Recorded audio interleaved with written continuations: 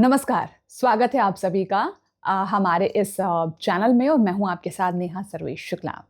ईशान कोने को लेकर ही बात करेंगे। बहुत लंबा और गहरा शास्त्र है ये और इसके बारे में आप लोगों को जितनी जितनी मैं जानकारी दूं शायद उतनी ही कम है। पर आज हम बात कर लेते हैं कि अगर ईशान कोने में सीढ़ी होगी तो क्या होगा। मैं पता है क्यों मुस्कुरा रही हूं, क्योंकि मेरे भी ईशान कोने में सीढ़ी है। अब आप देखो मतलब कितनी बड़ी बात है। अब इस सच को मैं छिपा भी सकती थी आप लोगों से ना, मैं नहीं बताती आप लोगों को, लेकिन मैंने बताया क्योंकि मैं रेंट के घर में रहती हूँ।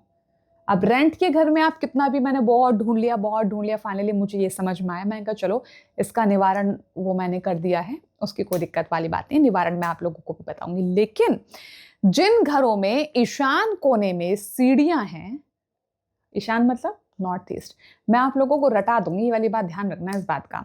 ईशान कोना मतलब जब नॉर्थ और ईस्ट का जो कॉर्नर होता है दैट इज कॉल्ड ईशान कोना, ठीक है।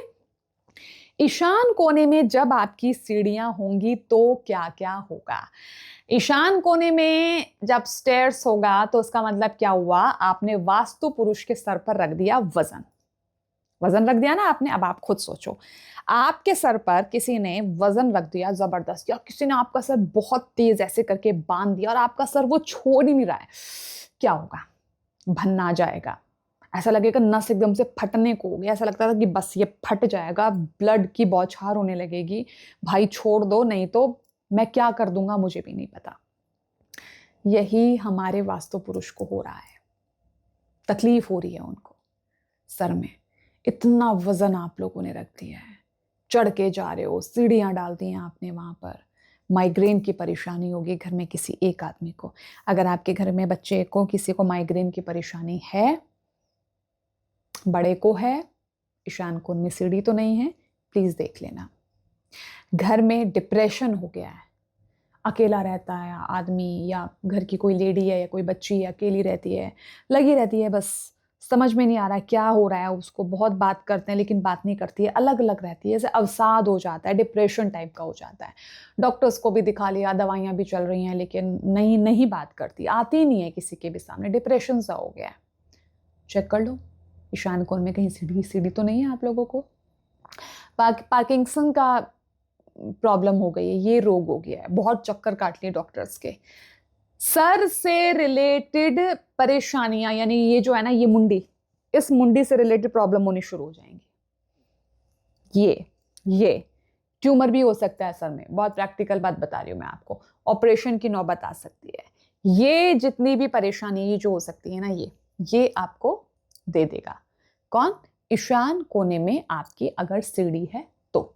ये आपको एक वक्त आने पर घर में किसी को भी पैरालिसिस का भी रोग दे सकता है, किसी को भी हो जाएगा। लकवा मारना कहते हैं ना, एक साइड से लकवा भी मार सकता है घर में एक आदमी को। अगर है, मेरा एपिसोड इस वक्त वो लोग देख रहे हैं तो फटाफट से चेक कर लो। दूसरी बात, आपको वर्टिगो जैसी परेशानियां भी हो सकती हैं। दूसरी बात, आप कपिल शर्मा का भी शो देख रहे होगे ना, कितने बड़े से बड़ा कॉमेडी सर्कस देख रहे होगे, बड़े से बड़ा हंसने हंसाने वाला शो देख रहे होंगे।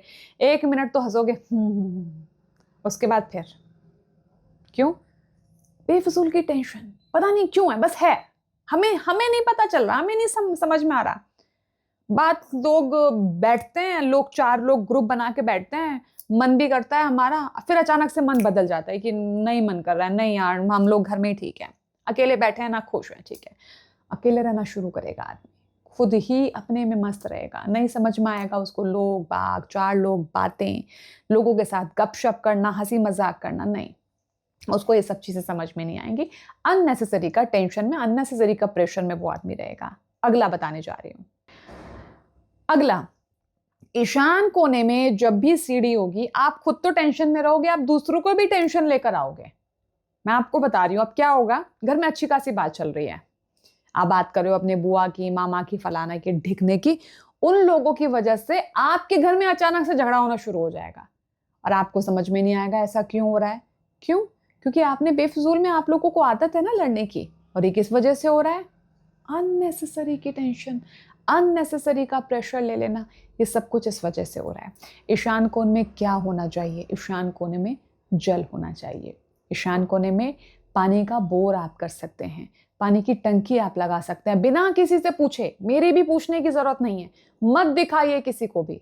ईशान कोने में पानी आप रख सकते हैं, जैसे कि आपको बताया जा चुका है, अचानक से धन लाभ का कारक है ईशान कोने में जल संग्रह।